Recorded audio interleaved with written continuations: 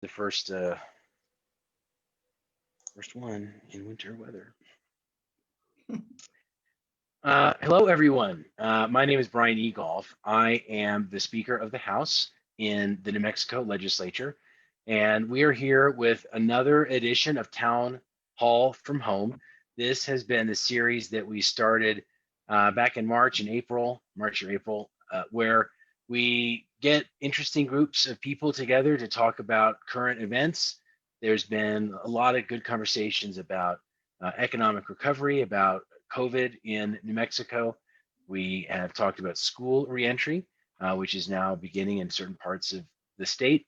And we've had a lot of conversations about economic innovation, diversifying our economy, and how the legislature can play a role in making sure that the business environment in New Mexico is conducive to innovative companies locating here, staying here, sinking their roots in, and creating great opportunities for good jobs here in New Mexico going forward.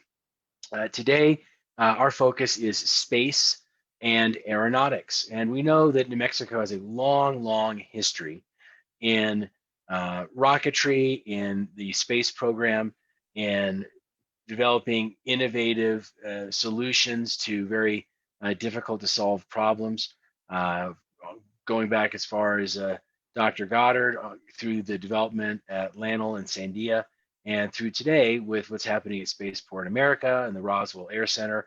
There's a lot happening with Virgin Galactic coming back to New Mexico, locating a couple hundred jobs down in Las Cruces and all the attendant activity that's happening at Spaceport. But it's not just there. And so we've got some people with us today who are going to tell us all the most recent developments in the space and aeronautics industry in New Mexico. And the first, we have State Representative Dayan Hochman-Vigil. She is a state representative in her first term, representing House District 15, which is the North Valley in Albuquerque, and over across the river into the north. Gosh, I want to make sure I get my geography right. Did we say Northeast Heights? Or I guess you don't go quite that far, but No, I do. Okay, into the Northeast Heights. She is also a lawyer, and she is one of the smart law students that listened to their professors during law school when they said, pick a niche. And so she is an aviation attorney. And so that is her expertise. And so we're looking forward to hearing from her. We have Nika Allen.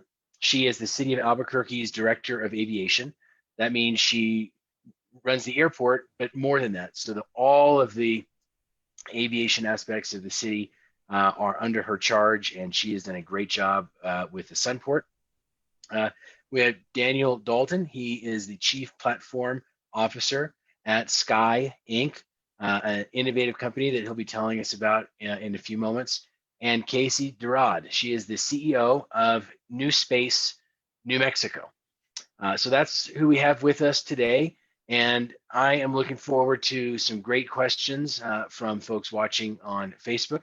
So I'll go ahead and I will start with Representative Hochman-Vigil. What is, well, I guess broadly, when we look at the industry, space and aeronautics, what is happening in New Mexico? What's going on now? What do the next few years look like? What do all of the folks active in the industry see the industry is contributing, can contribute to New Mexico, and what do the next few years look like?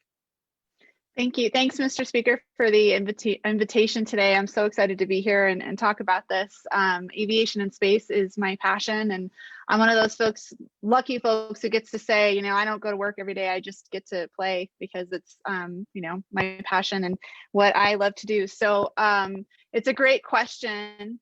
And you have fantastic folks here, in addition to myself, who can explain to you why New Mexico is fast becoming a global head for aerospace and specifically commercial space development. So we have so much going here for us. What most people think of when they hear aerospace or just space in New Mexico, they think Virgin Galactic and the spaceport, and they absolutely should be thinking about that. We have a $200 million beautiful facility, innovative in Spaceport America, unlike any other of its kind in the world. We are looking to launch the first commercial space carrier in Virgin Galactic sometime here soon. But we also have a lot more going on with regards to innovative development and stratospheric airships like Sceye Inc. We have folks working really hard like Casey Durad, who's trying to get folks interested in aerospace to either get educated here in New Mexico or come back to New Mexico to work in this industry.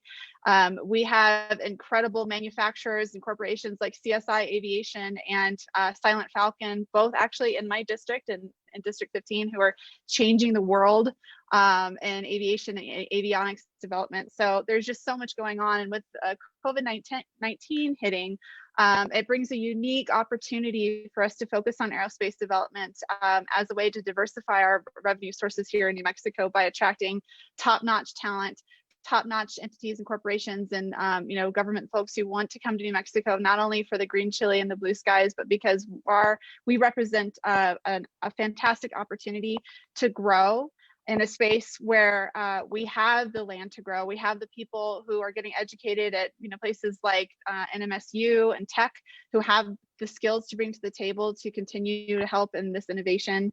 I actually left, and I'm a boomerang. I was born and raised in New Mexico, and I left and came back because I was just so excited by everything that was happening in aerospace development in New Mexico. So we have a great opportunity here to talk about space. I always tell folks on the campaign trail that aerospace is like the low-hanging fruit of economic development, because everything we already need is here. We just have to talk about it, and we just need to let folks know that we're doing all this incredibly exciting stuff, and if we build it, they will come, and we're already building it. So thanks for the opportunity. That's great. And one thing that I love to mention, and you actually helped me with the math on this, is that when you launch from New Mexico, the first mile to space is free. And so you reached one of your colleagues, and you told me that if you launch from Spaceport, it's just shy of a mile above sea level. You can save about 13,000 pounds of fuel on a Falcon 9 rocket, which is I think a significant amount of savings. When you're looking at the shaving ounces off of wrenches that go in crew capsules, 6 or 7 tons of fuel is a good saving. So I continue to beat that drum. I don't know if anyone else cares. I just like this statistic, so I'm going to keep repeating it. Every gallon counts. That's right. Every gallon counts. Or pound, solid fuel. Pounds, I don't know. Yeah, weight, fuel to weight ratio, we'll call it. Yes. Okay. Nika Allen. She is the City of Albuquerque's Aviation Director, and we'd love to hear from you about what is the role of the spaceport in the aviation industry in New Mexico. Folks are obviously familiar with commercial air travel. I'd also be interested in knowing, what other businesses are operating there, what sort of things are happening that are beneficial to the broader economy, and maybe you can also give us a snapshot of what COVID-19 has meant for the airport. Those are all things that are, I'm sure, on the minds of folks watching from home. So, Nika, the floor is yours. Mr. Speaker, thank you for having me today. I love talking about the Sunport and about the aviation and aerospace industry in New Mexico. It really is, just like Representative Hochman-Vigil said, an exciting time to be here in New Mexico working in both of these industries. And, for the airport itself, we have a lot going on there, certainly both inside the terminal and out. We have a lot of companies that live outside the terminal itself. We have a company that Day mentioned called CSI Aviation. We have another company called 10 Tanker that does firefighting.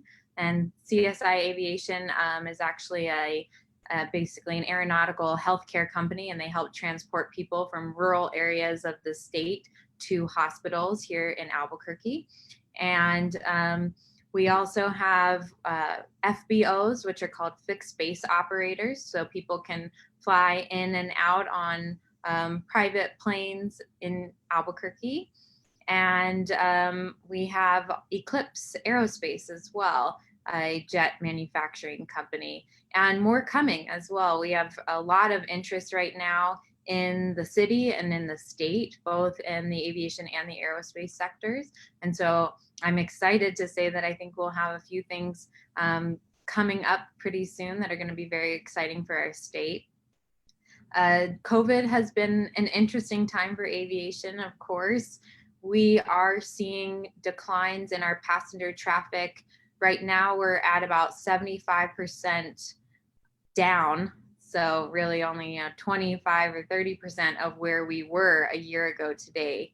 And so that's definitely been detrimental to the airport, to say the least. But we've done a lot of work to continue to look at diversifying our revenue sources and making sure that we are still a strong airport coming out of COVID-19. It will certainly take time. I think aviation on the commercial side is going to look differently now than it has before. And so you'll see a lot of changes coming to the commercial aviation sector. And, you know, it'll be interesting to see when things resume as they were. We're working hard to kind of reinstate the passenger, how passengers feel about their experience traveling and flying. I think people are still really scared to be on a plane. And, you know, the governor has done a good job keeping us safe here in New Mexico and adding in provisions like a 14-day quarantine, but that also has definitely impacted the airport and the traffic that we see. So it's a very interesting time to be running an airport in New Mexico and actually in the country. So, yeah.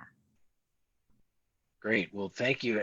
Are there businesses that are located at Sandia National Labs or at the airfield there that make use of Sunport facilities? Is there, you know, in other words, do folks use any of the Sunport facilities in helping to advance or grow their businesses?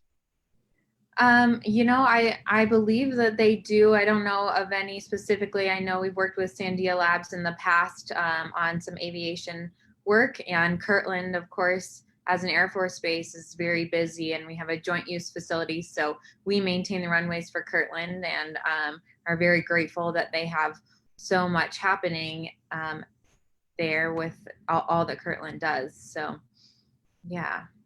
But a little known fact, Mr. Speaker, that the conjoined runway between Sunport and Kirtland, I don't know if you're keeping the same runway numbers, but is actually, I think, the second longest runway in the world. So, and it's utilized frequently for emergency flights if folks need to come down and have a lot of runway to do it. So, wait, so the airport, the runway at the Sunport is the longest runway in the world? No, it's one of the longest. I want to say it's the second or third longest, but it's the there's a conjoined runway between Kirtland and the Sunport. So together they make the longest path. Wow. Or one of the longest. Boy, between that and 300 days of sun a year and the first mile free, you know, we're really kind of adding up a lot of, you know, selling points. Daniel Dalton is with Sceye Inc. And he was just telling me about his business. It's very interesting, and I think I don't think it's an overstatement to call it a potential game changer for New Mexico, especially as we confront so many challenges with deployment of broadband and other things around the state. So Daniel, would you please tell us about Sceye Inc., where you are, you know, where you operate, and what you're doing? Well, thank you, Mr. Speaker. So Sceye is a very unusual company in that we've developed a new generation of airships. And these airships are designed to fly the stratosphere, so somewhere above 60,000 feet to 70-odd thousand feet. And we're the first company to have actually delivered on a promise or a vision that was held by NASA and the European Space Agencies many years ago. And the reason it's so interesting is that from the stratosphere, we can deliver a whole range of services that you just can't from the ground. And as an airship, the benefits we have are quite simple. We're big. We can lift a large amount of payload, a large amount of equipment. We carry solar caking. In fact, we have an advanced closed loop energy system that allows us to power not only the airship, but the systems for months, if not years at a time. And we can hold a station. That's really its purpose, is to become a station in the sky so that we lift equipment up there and we create a new layer of infrastructure. And so a really good example of that is the lifting of telecoms equipment up there so that we can provide broadband access everywhere. And the big point of difference here is not that you lift stuff in the sky, because satellites have been providing communication services for many years, but the difference is that we can go to any phone, any device directly. So you don't need any ground receiver equipment.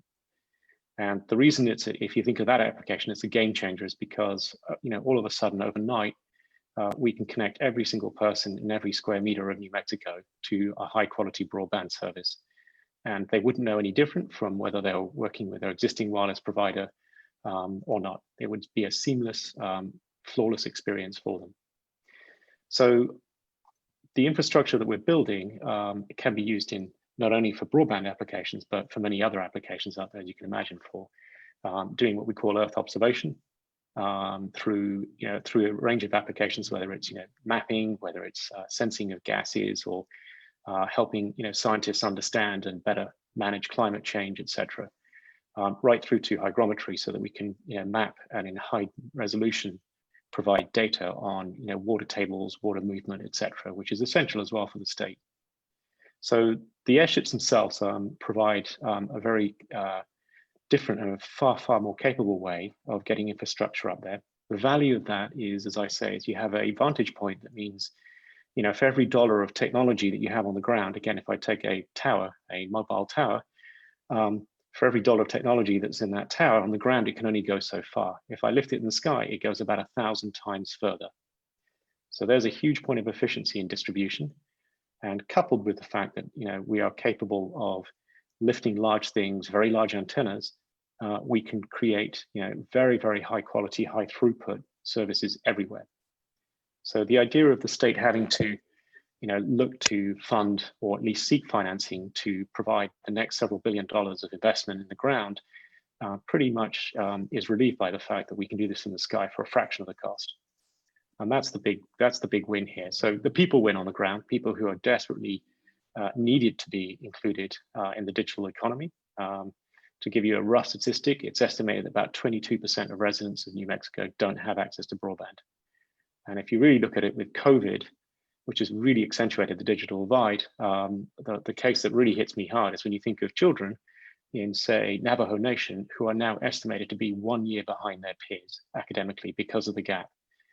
Which is a huge downstream impact, whether it's social, economic, they all add up to numbers you don't really want to be entertaining. So again, I think if I put that in the context of COVID, I think it's very timely that technologies like ours are coming online and are here to help distribute access far more equitably than any other method possible. So that's what we're doing in the sky. Sorry. And where are you operating in New Mexico? Yeah, so we started our operations in Roswell. And as you quite rightly mentioned at the outset, Mr. Speaker, it's an ideal environment for experimentation and tests. We ride on the coattails of 50+ years of experience and talent, and an environment that is welcoming and supportive. So we have flown now 5 different craft to the stratosphere at varying scales out of Roswell. And we now have a second facility, an engineering facility, which is in Moriarty, which was formerly Google Titan Aerospace. So we're growing our presence, and we're just at the moment now siting our third facility, which is our commercial operations hangar and production facilities. So we're now ramping up, getting ready to go into commercial operations in the next 18 to 24 months. So we've got a significant footprint in Mexico at this point, and yeah, like you said, it has all the right elements to keep encouraging us to stay. So apart from sunshine and the folk, it's got some other excellent characteristics. And are you going to be locating your manufacturing facility in Representative Hochman-Vigil's district? I don't think our residents will like us building a big airship facility there, but yeah. And I think I'm trying to help, Representative. I appreciate it, Mr. Speaker. And if I may offer one last thing, I think for us, we have a vision in the sky of what we can do from there, but I think our vision on the ground as well with New Mexico is one where we certainly think there's an opportunity, like the spaceport, to create what is called a stratoport. This is a fast emerging category, and at the moment, the state of New Mexico could not only catapult itself from lasting broadband to first very quickly. But more importantly, I think for the economy, it could also build the first stratoport and attract this industry to the state of New Mexico. So, you know, as Representative Hochman-Vigil was saying at the outset, you know, there's a huge uptick in opportunity sitting under our noses. Here's another play, I think, that should be looked at and encouraged. Excellent. It's incredibly exciting, and I don't think you know this, but I was in Roswell at the Air Center while you were doing one of your very first tests. I was down visiting, and I saw the hangar that you had all the way at the far end of the airport. That's another really big airfield, really thick runway for, was it B-52 bombers that they had stationed there before the air base was decommissioned in the 60s. So they built it for intercontinental bombers, and so it's we worked real hard to create an air center authority there so that they could help the commercial operations expand without a lot of red tape from the government. So hopefully that's working down there. And that came from one of our jobs tour. Yeah. So next we have Casey Durad, who is with New Space New Mexico. Why don't you tell us a little bit about the organization and what you're doing, and what businesses and companies are looking for, and what they're finding when they choose to operate and locate in New Mexico. Okay, sure. So I want to just give a little bit of my background. I'm from New Mexico, love New Mexico, love our supporting our companies and our workforce. And so that's where this heart comes from.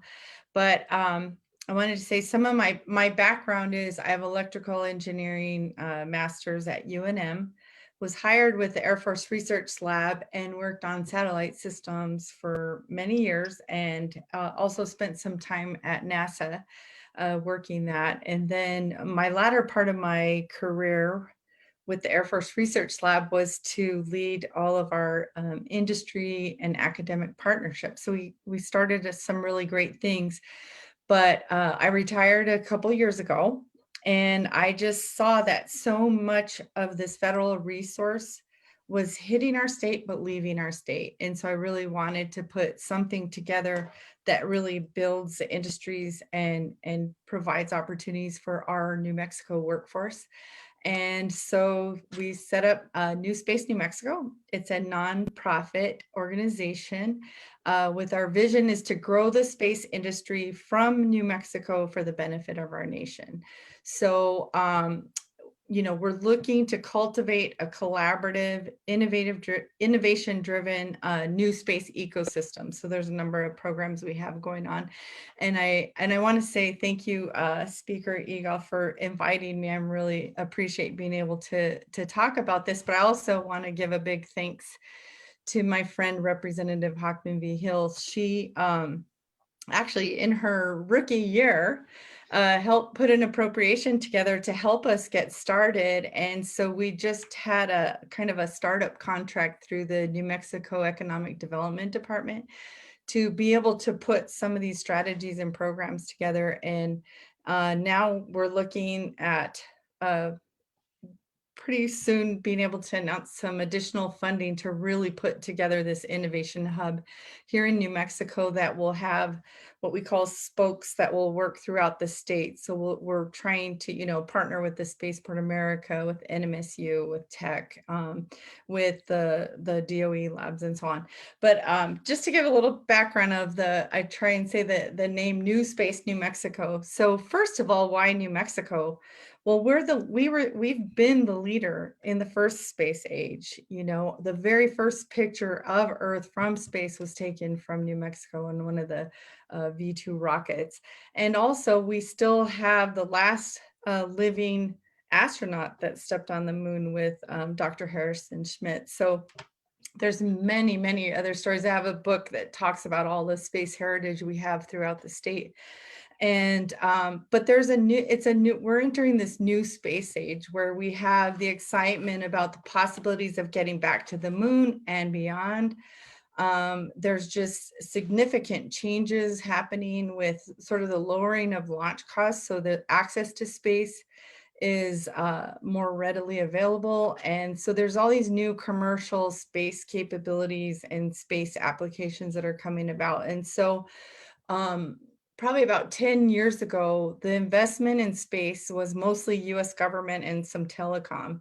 In the last 10 years, it has grown, the global space market has grown about 10x, and it's expected to grow another 8 to 10x in the next 20 years. So there's a huge opportunity, and New Mexico can lead, just like it led in the first space age, it can lead in the second space age. We have so many assets. I have a couple slides, but I won't show them. But basically, we've done, over the last year, we've really pulled together what are all the companies working in space. And by the way, that's what I was telling Daniel, we have Sceye listed because you're close enough up there, right? But anyway, so we have over 100 companies that we have found that are working in space. And some are the heavy hitters that you'd know of, like Virgin Galactic or Boeing, Lockheed. But there are many, many small and medium companies that are just really pushing in this new space age and these new exciting applications. And small and medium companies, the doors are opening up. There's access to where they can get into the game now, as compared to years back with the government where you'd have just the big prime contractors. So there's options for these companies now. And I wrote recently about, with the COVID challenge and how New Mexico's economy is, having trouble with the extractive industries, and just facing a lot of these challenges, like what Nico was talking about with the avionics, the airports and that kind of thing. And a lot of the companies, we can use space in New Mexico as a jumpstart for our economy. A lot of the companies do have federal funding, and I'm not saying to only hold to that, but we could use that federal funding as a launch pad to put together programs and things that will attract more of these space companies. And these new space kind of companies really haven't settled in any one place. So we have the opportunity to have that be New Mexico.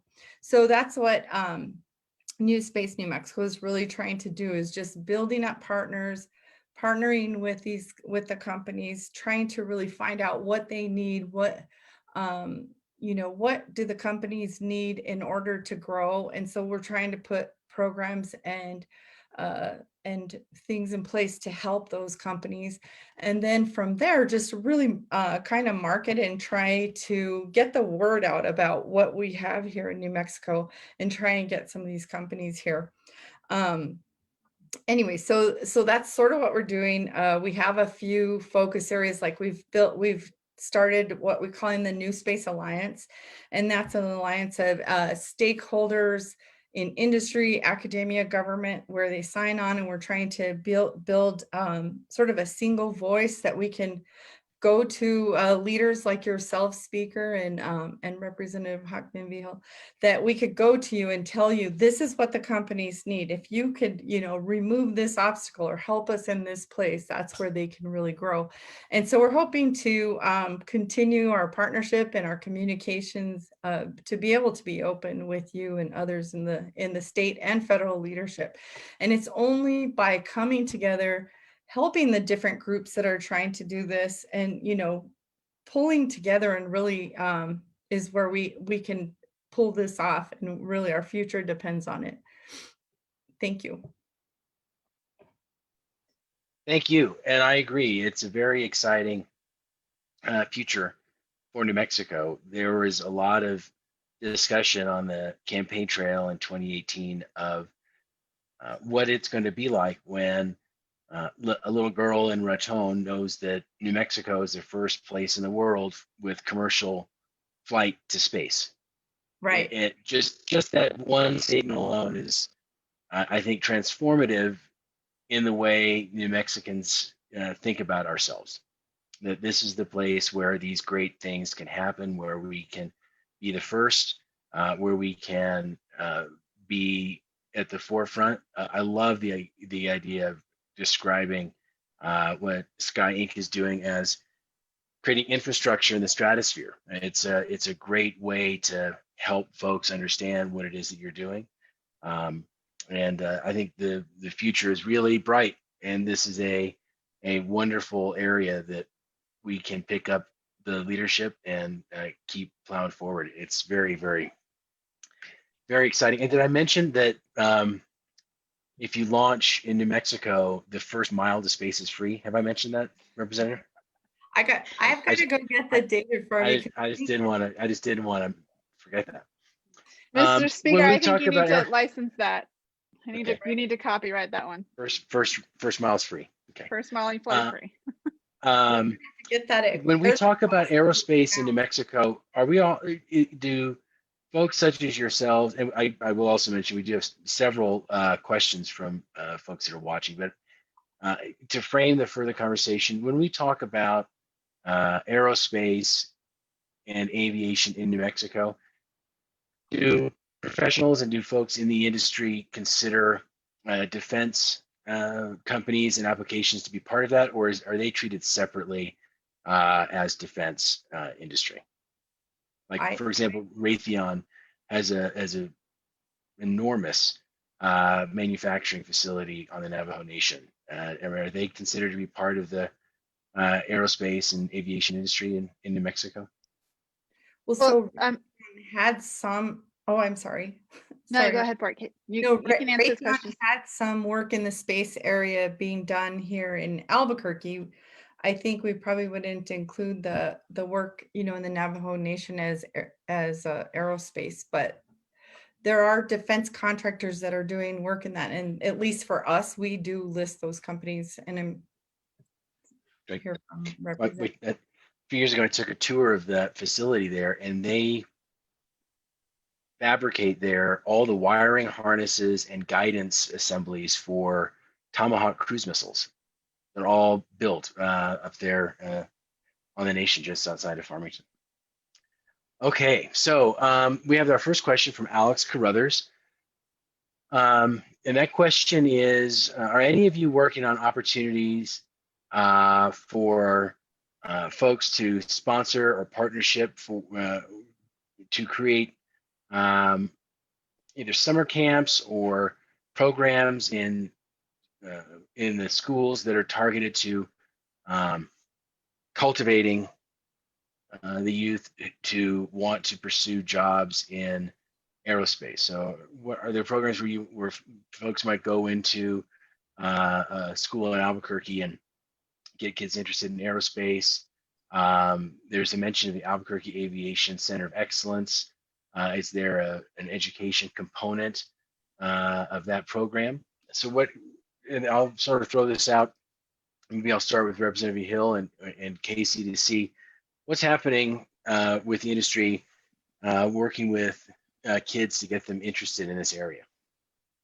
So thanks, Mr. Speaker. And Casey, like, this is right up your alley too. I can kind of give a broader kind of 30,000 foot up view on it, but we have several programs in STEM and aerospace education, starting from, giving elementary age school children the opportunity to tour the SAMS facility up until high school, where they can go to, there is a specific charter school with an aviation tech bent on it. That is in, I think, Representative Joy Garrett's district.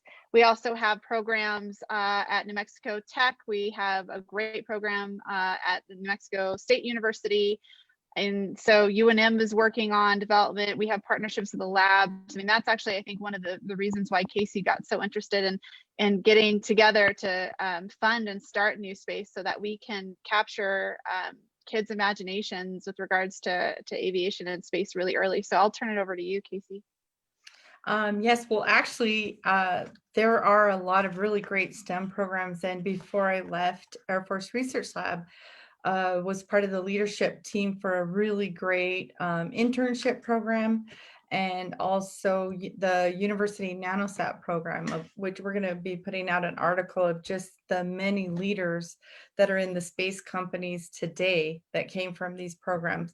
But some really cool things that are initiatives we're working on with New Space that we hope to get going is we'd like to take something of this internship program like what we did with the Air Force Research Lab, but do this with all the space industry companies and be able to have interaction between the different internships while they're here with the different companies. So that kind of helps where if someone's comes here, they really see like there's a lot going on here. That's going to be more enticing for them to come. And it'll be also for our, especially for our New Mexico students. But we've been talking with Greg Myers at the state and with the Air Force, and I'm fairly certain we're going to have the funding to do this. What we're going to do a pilot, hopefully this next next spring, and it's called ThinSat, and it's basically where you work with middle school students and they develop sort of a slice of what you call a CubeSat. A CubeSat is like 10 by 10 satellite that gets launched. Kids, like each school might work on one of those slices that go into that ThinSat. And we're talking about how the different levels of testing and can kind of have competitions might be, you know, the first level at the hot, you know, at the Balloon Fiesta, second level might be up at Spaceport, and then third is where they actually get launched. And so we're hoping to get that started, like I said, pretty soon. But and then also the Space America Cup is really awesome. It brings in 1,500 undergrad students every year. And so all these things will come together, and we're really trying to look at one of the things we're saying we're doing for New Space is the connector. So we're really trying to figure out how to connect the workforce with these industries. So there's going to be lots and lots of opportunity for the students, and we're really just trying to take advantage of this excitement now of, like I say, it's a new space age where, you know, we might be getting back to the moon and beyond. This is the time to really push for this. And this is where a big STEM push happened in the Apollo years, because space is exciting. So this is a time to get these kids to go into especially STEM programs that are a little harder curriculum to get through. But if they're motivated because they're excited, that this is where we could take advantage of space. And at this time, I actually want to take an opportunity to go over to you, Nika, to talk a little bit about Women in Aviation International and our new chapter in New Mexico and what we're doing for educational outreach there. Thank you, Representative. I was going to mention that actually the representative and I are on the founding board actually of a group called Women in Aviation International, and we just started that this year. And the whole idea behind the group is to really empower specifically women in aviation and aerospace, but certainly open to people of all genders. And it's a really exciting organization. We have upcoming Girls in Aviation Day, which is for young girls under 18, and that's coming up, I think, in 1 or 2 Saturdays from now. I think 2 weeks from Saturday. It'll be on the 26th of September.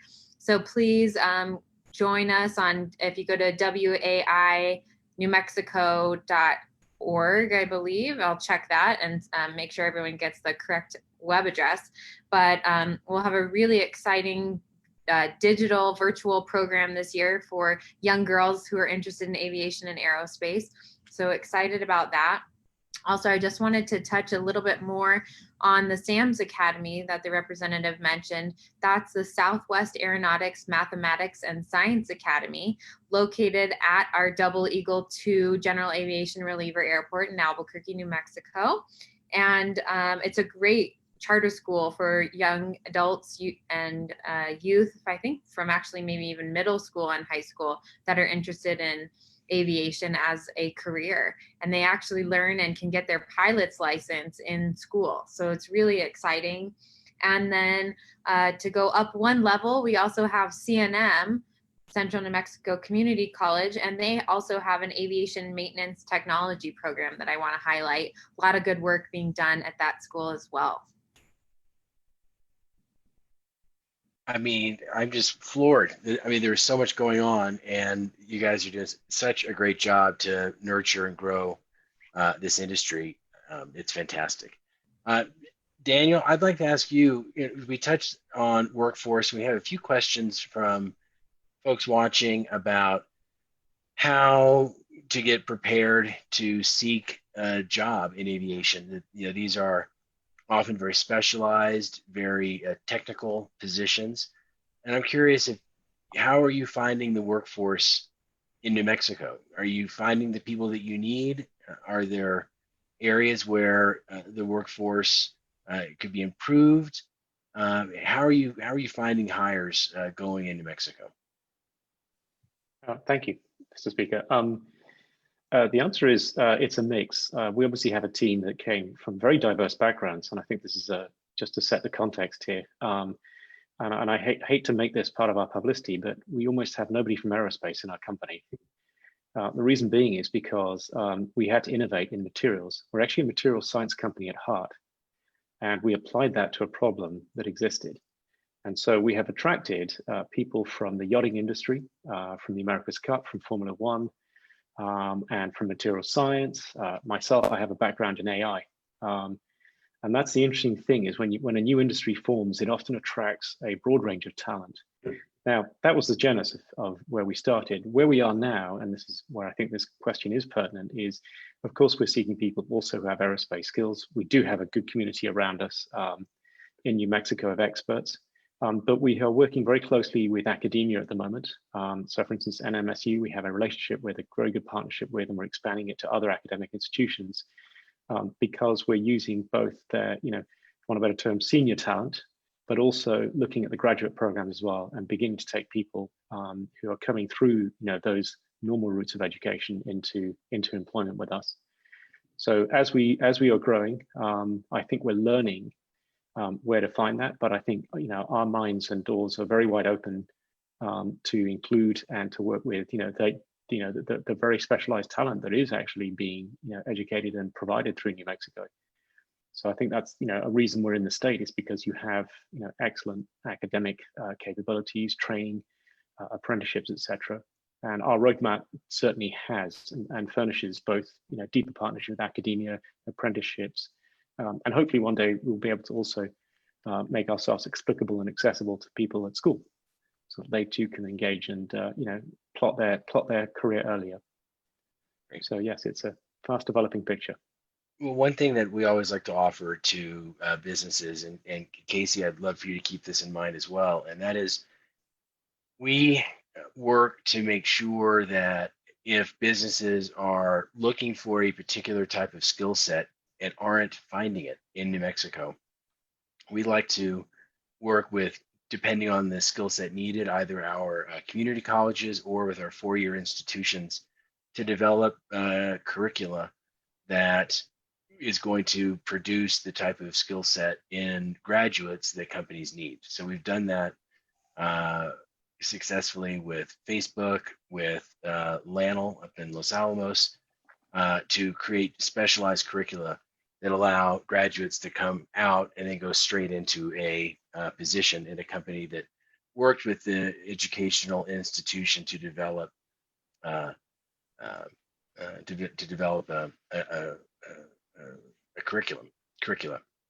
We also just passed a bill creating centers of excellence at various higher education institutions around the state that are basically designed to be responsive and nimble and quick in meeting the needs of industry. So please, keep that in mind and don't be shy to reach out and ask for help getting, whether it's C&M in Albuquerque or San Juan College up in Farmington or Doniana Community College down south. I'll put in a plug for our community college here in Santa Fe. Everyone loves their community colleges because they do incredible things that you don't realize until you go and take a tour and really engage. Our community college here in Santa Fe is partnered with Duke University on one of the most innovative projects working on deployment of microgrids in communities to enable very rapid deployment of renewables in in already existing city infrastructure. It's a great project. And who would have thought Duke University and Santa Fe Community College, but there's projects like this all over the state. And we want to make those resources available to you.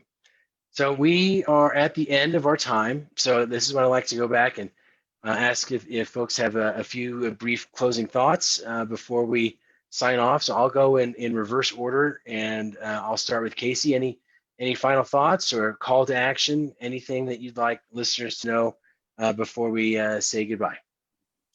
I just want to say thank you for this opportunity to educate. I feel like the last year we've been on this path to educate and to just really call out how much we have, and that if we can, work together, we could do great things, and we will do great things. Thank you so much, Speaker Eagle, for allowing me to speak and for the invite, to Of course, represent thank you. Hochman-Vigil. Daniel, Dalton, any final thoughts? Thank you, Mr. Speaker. I think really two things. We're very fortunate to be able to be part of how we solve broadband and get it to everybody. I think it's an unbelievably powerful story of our generation to do that. And commensurate with that, in the state of New Mexico, I really hope we end up building the world's first stratoport and putting a real mark on the map for New Mexico. So you have our vote. Good. Well, and I know we don't usually do this, but a last question. The airship, what are they called? Are they blimps? Are they dirigibles? Is dirigible still a word that's used? Like what do you, are they, is it just airship? Is it, I mean, what's the proper term for it? We call it airship. I think it's what people most understand. It is technically a dirigible because it has power. In other words, it has motors, it has air control surfaces, etc. But I think for the average person, I think an airship's an easy enough thing to understand. But it's not a blimp. A blimp's tethered and it doesn't move. We can move around. We can sit still or go around the world. All right. Yeah, I'm kind of like old-fashioned stuff. So when I started hearing from my colleagues that there was a dirigible company in New Mexico, I thought that was great. So thank you again very much. Nika, any final thoughts? Just want to thank you so much for having me today. Really appreciate the focus on aviation and aerospace. It's as everyone mentioned today, it's a huge industry here in New Mexico. I really think we have an advantage to continue to grow in these sectors. And so I'm just so excited that we're talking about it with you, Mr. Speaker, and at your level means that it's important to us. And I think as people think things are important, they continue to grow. So just much appreciation and thanks for having me. Thank you. Representative Hochman-Vigil, any final thoughts? Thank you, Mr. Speaker, and thanks again. I echo all my colleagues' sentiments and thoughts. Appreciate the opportunity to be able to talk about this with you. As you can tell, we could talk about this all day. And who we invited on today is just a very small sample of all the exciting companies and opportunities we have here in New Mexico for aerospace development. So we're hoping that you might invite us on for a round 2 later on. Absolutely. Oh, and I want to, and Nika corrected me. I just want to make this known that the runway, the combined runway in Albuquerque and Kirtland is actually the 11th longest. So barely, almost top 10, but not. Okay. Well, you know what those other 10, you know what the 10 in front of us on that list don't have? The first mile free. There you go. There you go. Copyright it now, Mr. Speaker. Yeah. This could be your great opportunity. So anyway, thank you all for putting up with my dad joke that was said on repeat throughout the entire time about the first mile free. But in all seriousness, this is a really exciting time for aviation and aerospace in New Mexico. You are hearing from leaders in the field from all over the state who are working every day to not just help their companies or their airports or their associations do well, but to expand those opportunities so that their success becomes the success of New Mexico. And every opportunity that they create is an opportunity for a young New Mexican to grow up and find a great career that lets them stay here in New Mexico and keep their talents and their love of our state right here at home. So it's an incredible thing that you all are doing, and the investments that you're making, I'm sure, will bear fruit for many, many years to come. And I want to thank you for doing it, because it is one of these things that makes New Mexico even more special and a better place to live. So again, thank you very much. As we sign off, we will, I think, be back next week, and the topic will be announced in the coming days. In the meantime, New Mexico, we always mention at the end that everyone is doing very well on our physical distancing and our mask wearing and our hand washing, and that is why the numbers of new COVID-19 infections continue to decline. There were fewer than 50 reported, I believe, yesterday. Little more than that today, but our 7-day rolling average continues to decline, which is good news, and it's not by accident. It's because we're seeing more people be committed to wearing that simple face covering when we go outside. That's a way to show respect for your neighbors, and the life that you save may be your own, maybe a loved one, or maybe your neighbor. So please continue to keep it up. Please don't become complacent about living with the contagion that is in New Mexico. The sooner we have broad utilization of masks, the sooner we can continue to reopen our state's economy and our schools, which I know everyone is very, very eager to do. So please keep it up. Please wear your mask, and we'll see you next week. God bless you all, and thank you so much for watching. Take care. Thank you. Thank you.